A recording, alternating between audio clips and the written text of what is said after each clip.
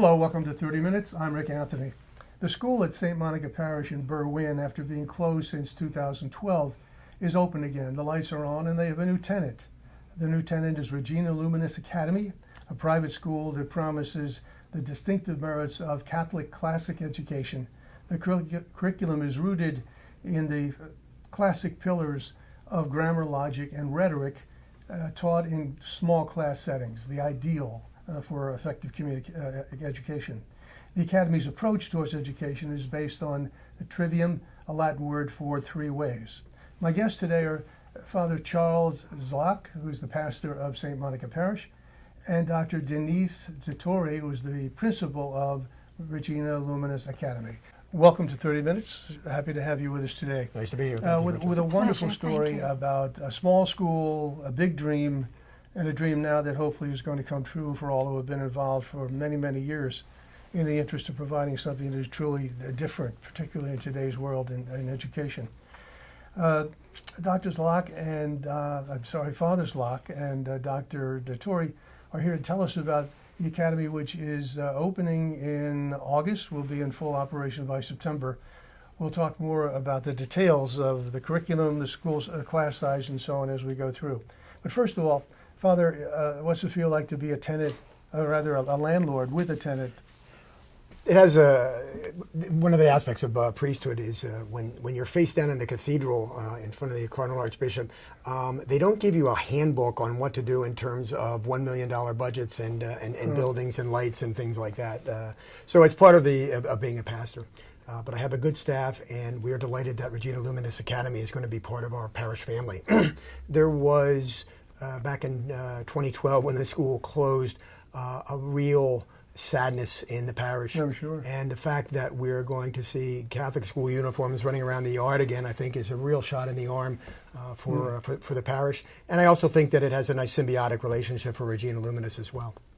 Doctor, when will the school, the academy, be fully operational?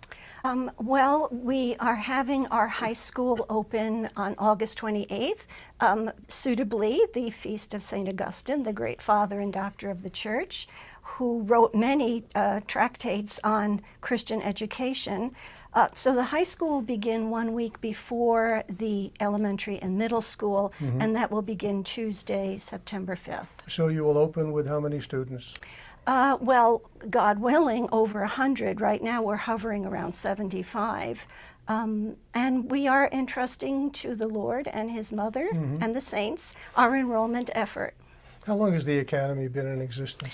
This is the beginning of our 10th year. Is that right? We were founded on our Blessed Mother's birthday, September 8th, 2008. But it has been a struggle. Yes, I'm afraid it has, but I think all ministries to further God's kingdom, especially when it's a very countercultural ministry, you would expect it to meet with. Father, were you looking for a tenant, or was this serendipitous? A little bit of both. The tenant that we had there before was a organization, a school actually, by the name of Green Valley, a wonderful apostolate. Green Valley reaches out to students, primarily high school students, who do not do well in a traditional setting, ADHD, bullying, something like that. Green Valley came in and had tremendous success, much faster than they had expected. And as a result, they've grown, and they outgrew the facilities. They've actually opened up another facility out in Parksburg. So at one point, Green Valley expressed the fact that they were going to be leaving. We had a relationship, or at least had conversations a number of years ago with Regina Luminis before, and literally as we were kind of putting things together to say, okay, how do we advertise this with our realtor, here came this call, and actually it was at a conversation in the church lobby from somebody from Regina Luminis Academy, and said, Father, is that building ever going to open up, or is there a possibility that we could talk about that? And I said, funny you should ask. So it was, the Lord's timing seemed to be rather providential in this case. I'll say. Doctor, you're originally from New York. Yes, for my sins, yes. What on earth prompted you to come to Downingtown at the time to take on the helm of a small, struggling niche school? Well, again, as Father just alluded to, our Lord's divine providence, I was contacted by your son, Mr. Mark Anthony, who is now our I never board call president. I never call him Mr. Well, I do, but I work for him. And it was through a mutual friend. A friend of mine worked for Mark, and Mark reached out to me by phone, asking me, and I was teaching at the university level at that time in New York. I had been teaching, I've been a teacher for about 27 years, and he called me and introduced himself to me on the phone and asked me if I would consider either teaching in this wonderful Catholic, classical, traditional school in Pennsylvania, or would I consider being the new head of school? Needless to say, it took me a little bit aback. However, as over a period of weeks, Mark and I got to know each other, and he filled me in on the absolutely astoundingly wonderful ministry of our school and of all the Regina academies. He then invited me down to see the school in operation. Literally, the moment I walked in, I could not believe the young people all stood up out of respect for the present headmistress. At that time, it was Mrs. Toller. They spoke most politely and respectfully to every teacher, to each other. There was a sense, a deep sense of rootedness in the Catholic faith, a love of God that was tangible, palpable in the school. I was hooked from day one, instant one. I thought, if Jesus allows me to come here, this would be a great place. Well, Mark, I can tell you, was ecstatic. He called me when he found you and talked about your credentials, your background, your spirituality. He was absolutely ecstatic. So you were a gift from God at a time when the school really needed the kind of leadership that you bring, and commitment, conviction. You mentioned academies, plural. So Regina Luminis Academy is part of a larger group? Yes. Mrs. Barbara Henkels, and I believe there were, I think, 2 other homeschooling mothers at the time. This was, I believe, back 2005, perhaps. They saw the very real need for an institutional school where all the teachers sign an oath of allegiance to teach only according to the church's magisterium, where very rigorous academic, intellectual engagement would be bonded with, would be melded with a formation in their faith that would produce what we like to call, it's almost the motto of our school. We with God's grace, intend to form smart saints.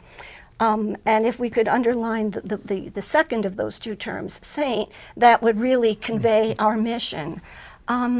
Mrs. Henkels continues to be the president of the Regina Academy's board, and while she always respects the autonomy of each individual, there's 4 schools, each individual school's administration, she is always there in a loving and solicitous manner to help us in everything. And she keeps up, she comes, we have, I'm a great devotee of St. John Paul the Great.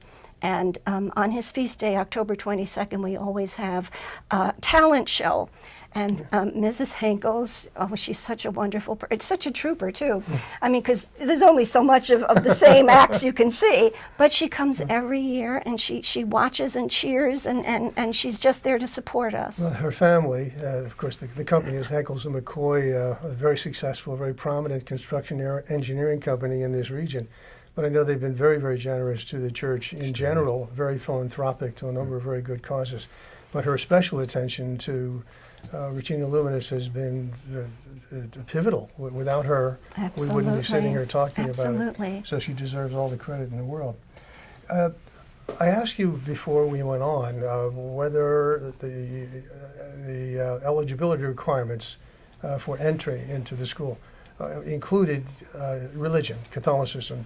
Are only Catholic children enrolled in the school? No, absolutely not. I think over the last this past academic year, we had 4 students in our school. Now, our enrollment was very small because we had moved last year and now we're moving again this year. And that necessarily entails a certain shift in enrollment. But because of distances, the parents have to come, you lose busing, things like that. But yes, we accept every child after I've interviewed the parents and then I've interviewed the child that would agree to abide by the school's handbook of a code of conduct and who is seriously looking for the kind of integration that would allow peaceful, non-distracted classroom, the flow of action within the classroom. Can you tell me how many non-Catholics you have enrolled now? At Approximately. present, I would say about 5 5? at this point, out of 75. And those parents, I assume, are attracted by the discipline, the value system, whether it's Catholic, Christian, whatever, but the value system that you Yes. promulgate. Our school concentrates very heavily on reading and writing skills, and also in communication skills in terms of children learning to stand in front of a group of their peers and to speak confidently, and hopefully once they understand the truths of their faith persuasively to the larger culture. Father, what's been the reaction of the parish, your parishioners? It's a little too early to tell because they haven't seen it. The parishioners were concerned about what was going to happen to the building itself, and it's a valuable resource. And how was the building going to be used? Was it going to be used in a way that was going to be that was going to be useful for the mission of the parish? A lot of parishioners also, quite frankly, are on vacation right now. So I think what's going to happen is we're going to see a spike in the enthusiasm once they all of a sudden come back in September. We've been doing some advertising. A number of people in the parish, more than just a few, have said that they find it very positive. They are very familiar with Regina Luminis and the Academy's mission. And so in that regards, initially the response has been very positive. Will there be, other than landlord and tenant, will there be a relationship between the parish and the school in We're terms hoping of to build it, activities? yeah. and- One of the things that Sister has said is how the students come on a regular basis for either adoration, which we would hold on Mondays, as well as Mass once a week, I believe. We're looking into maybe the possibility of asking whether or not they might be able to participate in things like CYO or other extracurricular activities, but those are things that we're going to talk about as we move So along. the intention is to integrate the school A little into bit, the life of the yeah, parish. a little bit, yeah. Okay, you were fortunate, I think, in that you, unlike so many other parishes who have had to close their schools and are now saddled with empty buildings. Yeah. Isn't that the majority of parishes who have closed their schools? I don't know what the results were specifically based on the Blue Ribbon Commission back Yes. at the time of when Cardinal Regali was here. A lot of schools, a lot of buildings had to close. Some of them needed to look at the buildings from a structural point of view and said, was this an appropriate space? Others, parishes and schools kind of combined. And there's still a little bit of that going on. The results have been relatively favorable. Where all of a sudden, when you combine a lot of students and you start pooling the resources in a building that had a good infrastructure, I've heard from some people and some pastors that this seems to be working out right now. But it's still pretty early. It's been about 5 years, 6 years already since the Blue Ribbon Commission. We were fortunate in that the building that we had been renovated several years before the closing of the school. So Regina Luminis was moving into an environment that was pretty good. But the school itself is pretty old, isn't it? There's 2 buildings that we're talking about. The one building, which is the first school that was there, that building is about 101 years old. The other building is relatively new. That was built back when unfortunately when our church burned down, we had to build a new church. We built a new gym. We built a new school at the same time, or we actually renovated it and added on to it. Is the ghost of Barry Fitzgerald and Bing Crosby roaming around we in the old building? sometimes, lights go on and off on occasion. You hear music, but it's around Christmas time. What's the capacity of the school? School is at 220. For purposes of... Right, exactly. So we had about approximately 220 students. So there is certainly a nice room to grow there, and we certainly hope that as soon as possible we will run out of capacity. It's marvelous. We hope so too. To what extent does the Academy use technology in the curriculum? Actually- or is it more touch than technology? To a very limited extent, do the students use technology. And that's by design, I By assume. design. Our teachers and, of course, the administration, everything has been placed on a academic programming called RenWeb. However, because study after study indicates that children actually learn, it's reinforced over and over when they hear something and they write it down in longhand, it reinforces within themselves, granted that they understand it to Yes. begin with, it reinforces what they are hearing, what they are learning.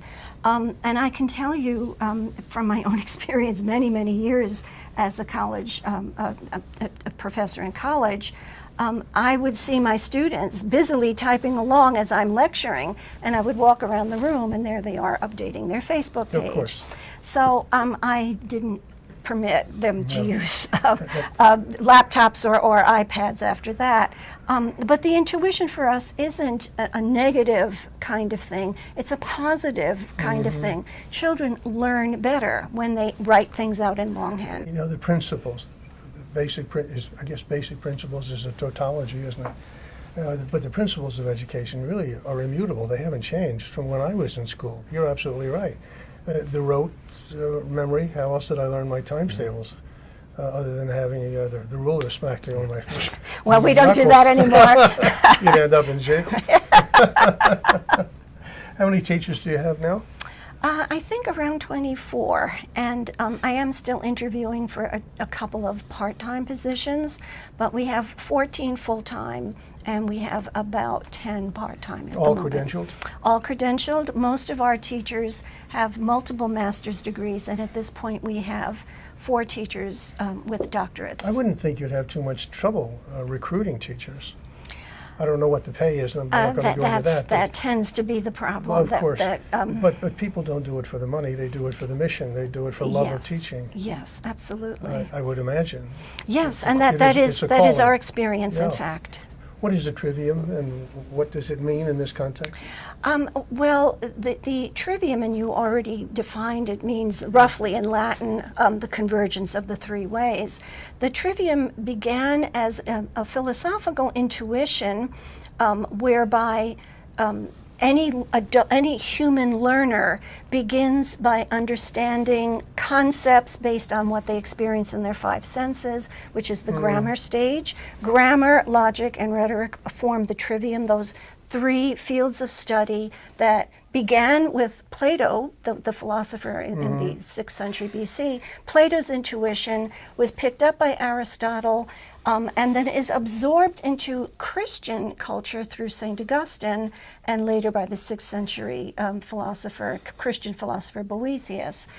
Is it highly experiential? It is experiential because it's based upon what children Yes. what impacts their 5 senses. It just adequately, accurately reflects the way humans learn. We learn first by having our senses impacted. That's the grammar stage where we're concerned, children concerned. Any learner is concerned with forming concepts, a word that corresponds to what they've just experienced. So in the grammar stage at our school, all of our children concentrate on memorization. They concentrate on reading skills, very strong reading skills, very strong writing skills. Our students in every grade write every single day. So cursive is not a forbidden word at your school? No, in fact, it's the word that we all highlight with yellow magic marker. Yeah. The next stage, the logic stage, is where children learn, and anyone who's understanding reality understands putting together the concepts they learned in the grammar stage in a way that reflects reality, that yields a truthful conclusion. So that's a roundabout way of saying that they learn the laws of right reasoning. They learn to understand what's a contradiction. It's a contradiction because it doesn't bear out with the reality I experience. The third stage is the rhetoric stage, where anyone who is learning any kind of skill then must implement the skill, and when we're talking about pedagogy, when we're talking about learning in a school, in an institution, what students have learned at the grammar stage and the logic stage, at the rhetoric stage, they convey to others. They share what they know in a confident, poised, logically coherent way that hopefully is also persuasive, because what our students are learning is not just God's creation, truths of God's creation, but the truth of God himself. I think you just anticipated a question I had in mind, and that is, in a controlled environment, you can do all the wonderful things you described, but then they leave the classroom. They go back into that coarse, crass, violent world. And how do you help them go from the protective environment that you created into an environment that, as I said, can be very cruel? I would say Is that a fair principally, question? I think it's a fair question, and principally, I hope by God's grace, I am a woman of faith.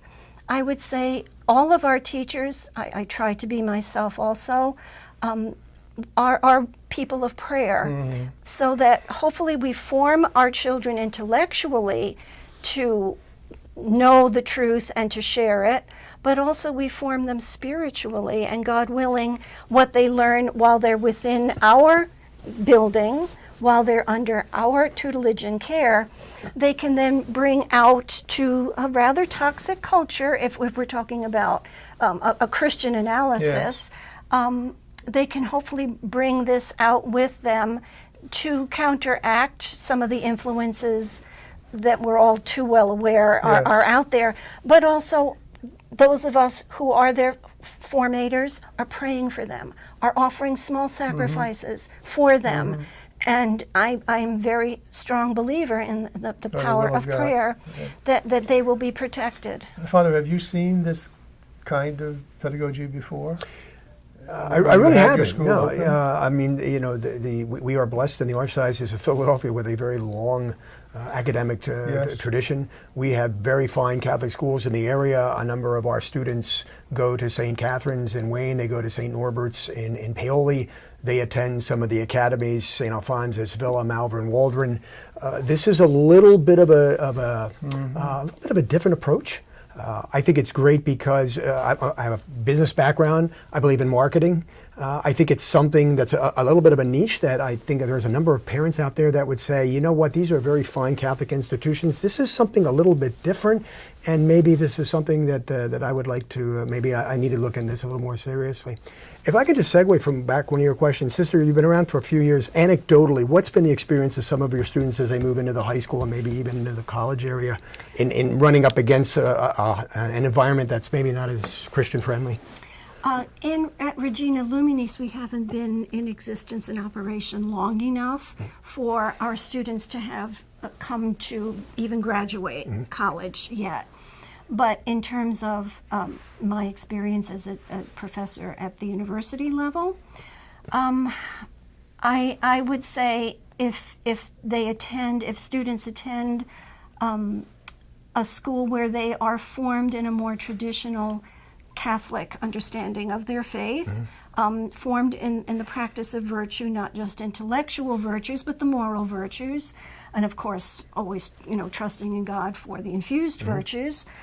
I would say probably students coming from that environment have a better chance of leading a more Christian life, and I would hope a life where they pass on to their children all that they themselves have been given. I would think that as you look at a prospective student, you want to know something about the family, the parents, and that it's as much of a commitment on the part of the parents as it is on the part of the school on behalf of the child. So how do you screen the parents to be sure that they'll be reinforcing what the children are learning in class? I would say through a series of interviews. That has been my method. And we do live in a society where people emote a great deal and reveal a great deal about themselves, more so than when I grew up in the late 50s, early 60s. And whereas people would have been more guarded many, many years ago when I was growing up. Tell you everything to Yes, and we live more in than the, you care And then about. put it online. I was going to say, Father, we live in the age of social media, Yeah. so if they don't tell you when they're meeting with you, it's probably there on their Facebook page. So it's not difficult to find out what people think, where they're at in terms of There is a tuition. yes. Do you have grants or financial assistance for students yes. or families who We may do, need it? and it's quite generous, but there is a certain process that must be followed, and it's outlined in detail on our website. But our tuition, which, considering the tuition rates of other schools that are private Catholic schools out there, I think we're still quite affordable. For one student, it's $6,800 per year. For two students, we offer a discount. We go to $12,600, and for three students, it's $17,900. And then for as many family members that come after that, there is no tuition. A year from now, what will the student population look like? What will the relationship be with St. Monica and your congregants as they begin to become aware of and perhaps look for opportunities to participate? I'm always interested in grandparenting and the inclusion of grandparents in the process, because there's so many of them that are just waiting, hoping, looking, praying for an opportunity to interact with children again. It's an untapped resource. Well, in terms of where we hope I just to shut be, my mouth off and I forgot the question. that's okay. Where will you be in a year? We are hoping, trusting in God's mercy always, but we are hoping not to go over 150, but we're hoping to reach our 130 goal. If not this year, then 130 students enrolled next year. We consciously keep our class sizes small because the kind of pedagogical approach that is ours requires that we individually craft to each student. The teacher individually crafts the particular syllabi to each student. We also offer what we call academic learning support, whereby if a student is either exceptionally gifted and needs to accelerate, or a student needs a little bit of catch-up, we have one teacher dedicated to helping individually, one-on-one. What is the class size? Generally speaking, about 12 to 15, but that's putting two classes together, as the Regina Academies Do you tend to believe in do. homework? Yes, we do. Yes, we do. A lot of it? I would say a rough thumbnail estimate would be 10 minutes per grade. And we tend not to give homework in kindergarten, but definitely starting in first grade, yes, indeed. All right. And sports, did St. Monica have, they must have had, when the school was open, a football team, basketball and so on? A lot of it was more CYO based. Yeah. A very active CYO. We have a beautiful gymnasium, and so that was. And do you have a sports program as part of the academy? We do. We have a middle school and high school boys basketball team program. We are hoping to go back to, we had to take a little break from girls volleyball because of low enrollment numbers, but God willing, we hope to go back to it this year for elementary and high school girls volleyball team. We have possibly a fencing master coming. Really? I haven't made that hire yet, but we're still looking. That's interesting. And we have, it's not really exactly a sport where you engage physically, Yes. but certainly that there is that component to Yes. it. Robotics. We have a robotics after-school activity that our kids knocked it That's out of the great. ballpark That's last year. terrific. So yes.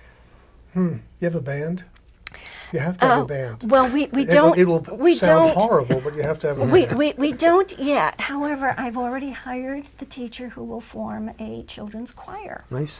Oh, So we are children's choir. hoping, yes, we are hoping to get that going as soon as possible. Then you will be playing the role of Bing Crosby. It sounds like it. Yeah, I'm going to be known as Father Crooner. Would you like to swing on a star? Will be our first song. Well, how do people learn more about the Academy? Your website is up, but frankly, there's not much on it. You're having an open house, though, right? Yes, we're having an open house. It will be Monday, August 7th at 7 o'clock at our new location within St. Monica's Parish. We are hoping to have another open house, but we don't have the time nailed down. That would be August 18th. Because sometimes parents find it easier to come in the morning. Yes. This would be moms, And basically. August is the worst month because of vacations. Yes, So yes. you should have 2 or 3 dates, I would think. And Father, may I mention that you very graciously invited me to speak for a couple of minutes after communion at one of the Sunday masses. You remember that? I do remember that. Yeah. Yeah.